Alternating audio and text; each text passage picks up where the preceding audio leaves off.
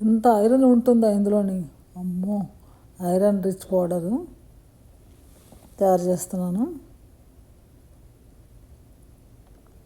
మనం గార్డెన్లో వచ్చిన కరివేపాకు శుభ్రంగా కోసుకుని శుభ్రంగా ఒలుచుకుని ఆకాకు విడదీసి చూసుకుని అందులో ఏమీ లేవండి. కానీ నా డౌట్ కొద్దిగా ఏం చేస్తున్నానంటే కొంచెం ఆకులన్నీ కొంచెం ఉప్పు వేసి ఒక అరగంట సేపు నానబెడుతున్నాను. ఉప్పు నీళ్ళల్లోని నానబెట్టి 2-3 సార్లు కడిగి శుభ్రంగా ఒక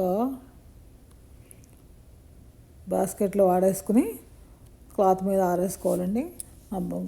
మన గార్డెన్లో వచ్చిన దాంతో చేస్తే ఆ టేస్ట్ వేరు. ఫ్రెష్గా ఉంది ఆకు కూడానండి, బాగా ఉంది ఆకు, రుచే వేరు. ఫ్రెష్ ఆకు మార్కెట్లో వస్తుంది కానీ ఎప్పుడు కోసిందో అమ్ముతారు కదా, నాకు తెలియదు ఎప్పుడుదో అది మన ఇంట్లో గార్డెన్లో ప్రత్యేకంగా అప్పటికప్పుడు కోసుకొని చేసుకుంటే ఆ టేస్టే వేరండి. అది కడిగి అది అలాగా చిల్లుల బుట్టలోనే వాడేసిన తర్వాత నీళ్ళు శుభ్రంగా ఊడిపోయాక ఒక పొడి క్లాత్లో వేసి ఆరబెట్టుకోవాలండి. నీడనే ఆరబెట్టాలి, ఎండలో ఆరబెట్టుకోకూడదు.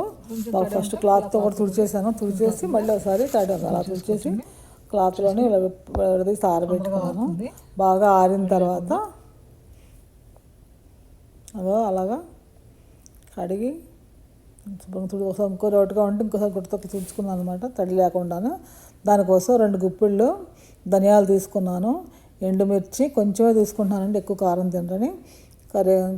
ఒక నిమ్మకాయ, పెద్ద నిమ్మకాయ అంతా చింతపండు తీసుకున్నా, ఆవాలు, జీలకర్ర, ఉప్పు, కల్లుప్పు తీసుకున్నాను అనమాట, మినప్పప్పు కొంచెం టేస్ట్ కోసం, కమ్మదనం కోసం.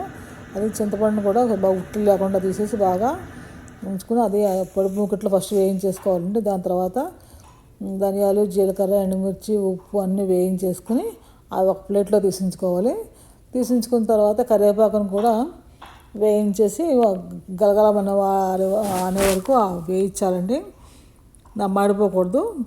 అలాగే పోపులు కూడా మాడిపోకుండా చింతపండు కూడా బాగా ఉట్లన్నీ తీసేసి గింజలు లేకుండా ఏరుకొని వేయించి ఉంచుకోవాలండి.